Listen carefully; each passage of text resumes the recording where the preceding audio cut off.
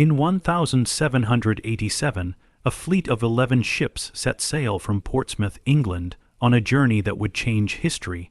Known as the First Fleet, it carried more than 400 people, convicts, marines, sailors, and a few civilians, bound for the far side of the world. The plan was ambitious and desperate: to establish a penal colony in New South Wales, a land that most of them had never seen and only knew from Captain Cook's maps and descriptions. The convicts, many guilty of petty crimes, had little choice but to endure the voyage, while the Marines were charged with maintaining order and protecting the fragile experiment. As the ships pulled away from England's shores, families wept, uncertain if they would ever see their loved ones again. The journey ahead stretched more than 24,000 kilometers across treacherous seas, unpredictable weather, and months of confinement.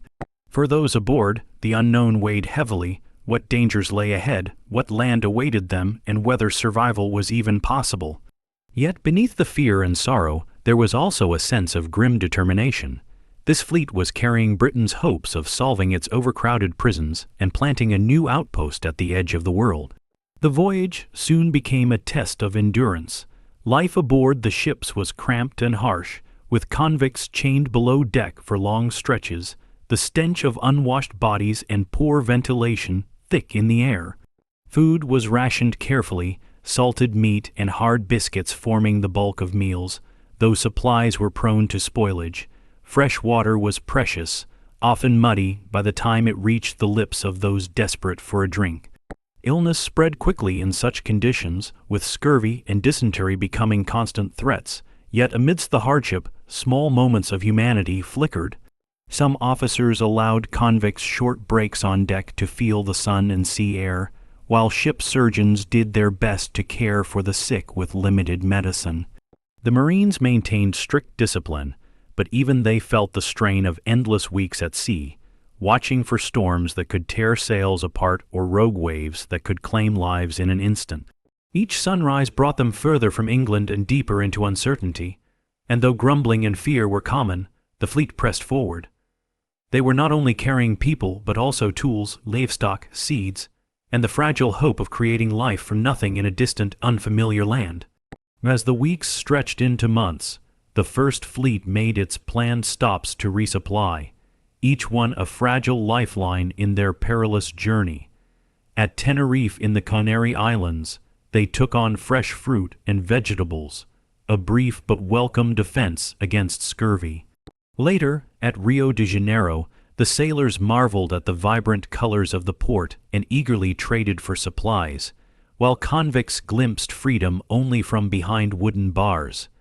The most critical stop came at Cape Town, where cattle, sheep, and much-needed food stores were loaded aboard. These animals, carefully chosen and guarded, represented the seeds of survival for the colony to come. Yet the long days at sea continued to take their toll. Storms in the southern oceans battered the ships, tossing men and women alike in violent swells, while the constant creak of timbers reminded them how fragile their wooden walls were against the vastness of the ocean. Rumors circulated among the convicts. Some spoke of mutiny, others whispered of escape at the next landfall. But with Marines ever watchful and punishment swift, such talk rarely went beyond hushed words in the dark. Despite hunger, sickness, and despair, the fleet pressed onward, driven by necessity and the knowledge that turning back was no longer an option. By late January 1788, after more than 8 months at sea, the First Fleet finally reached its destination, Botany Bay. The sight of land stirred emotions few could put into words. For the convicts, it meant an end to the suffocating voyage, though freedom was not waiting for them. For the officers and Marines, it was the beginning of a formidable challenge. Yet almost immediately, Governor Arthur Phillip realized Botany Bay was unsuitable. The soil was poor, fresh water was scarce, and the harbor offered little shelter for ships. The dream of a settlement there faded as quickly as it appeared.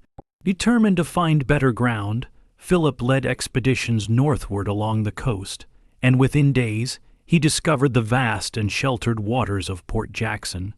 Here, the land was more promising, the harbor deep and secure, and the natural beauty striking even to weary eyes.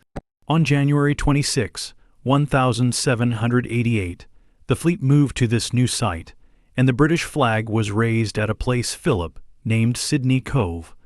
What had begun as a desperate solution to overcrowded prisons had now become a permanent foothold in a new world. For those who stood on the shore that day, it marked both an ending and a daunting new beginning.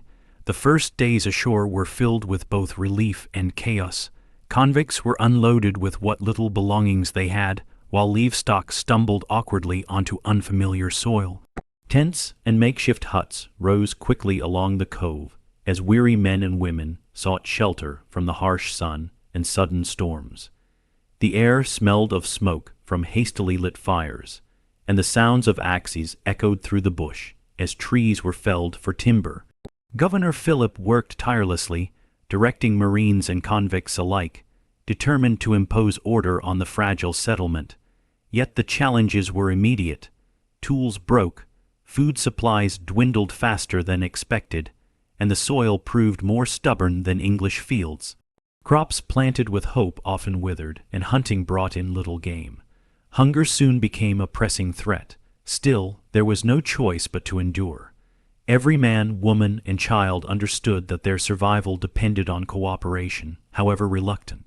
Beyond the camp, the land belonged to people who had lived there for countless generations, the Eora. Their quiet watch from the forests and shoreline was a reminder that this colony was not rising in emptiness, but on ground already rich with life, culture, and history far older than Britain itself. As the settlement took root, tension simmered just beneath the surface. The convicts, many hardened by poverty and crime, struggled under relentless labor, while the Marines enforced strict discipline with lashes and chains.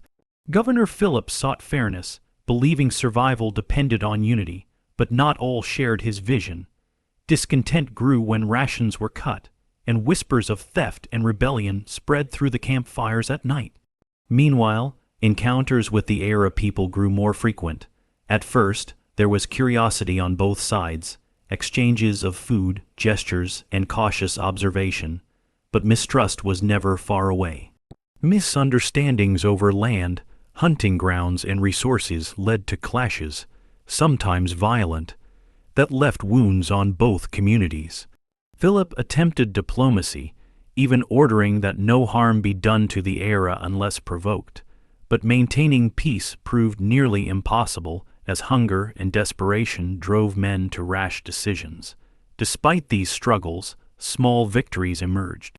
Freshwater streams were found, gardens began to sprout under careful tending, and fish from the harbor provided much-needed relief.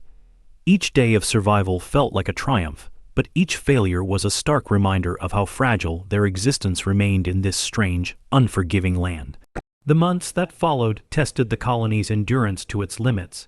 Supplies from England were stretched thin, and with no promise of relief ships arriving soon, rationing became brutal. Men collapsed from exhaustion in the fields, women scavenged for edible roots and shellfish, and the specter of famine hung over Sydney Cove like a shadow. Yet human resilience often shines brightest in hardship. Some convicts, once branded as criminals, proved resourceful and hardworking, earning the respect of officers and even chances at freedom. Small gardens began to yield modest harvests, and fishing parties grew more skilled at drawing sustenance from the sea. Governor Phillip himself led by example, sharing the same rations as the convicts to show fairness and resolve. Relations with the Eora continued to fluctuate between fragile peace and sudden hostility, but moments of genuine exchange, sharing food, learning words, and trading tools, hinted at the possibility of coexistence. Still, every dawn was uncertain. Would the next ship bring rescue, or would it never arrive? Would this colony endure or collapse into starvation and despair? The settlers could not know, but each sunrise they built, planted, and struggled onward, determined to cling to life on the farthest edge of the world. By the end of the first year, the survival of the colony still hung in the balance, but a fragile sense of permanence had begun to take hold. The arrival of the supply from Norfolk Island and later the long-awaited Second Fleet brought both relief and new burdens, fresh provisions, more convicts, and renewed hope tempered by overcrowding and disease. Sydney Cove was no longer just a campsite of tents and timber huts. It was slowly becoming a settlement, a place marked by resilience, struggle, and the stubborn will to endure. For the convicts, it was the beginning of lives remade, some in chains, others in newfound responsibility. For the Marines and officers, it was the forging of an outpost that would one day grow far beyond anything they could imagine. And for the Eora, it marked the first chapter of a profound upheaval, as their ancient homeland was forever altered by the newcomers. The First Fleet's journey, born out of desperation and necessity, had ended in survival against staggering odds.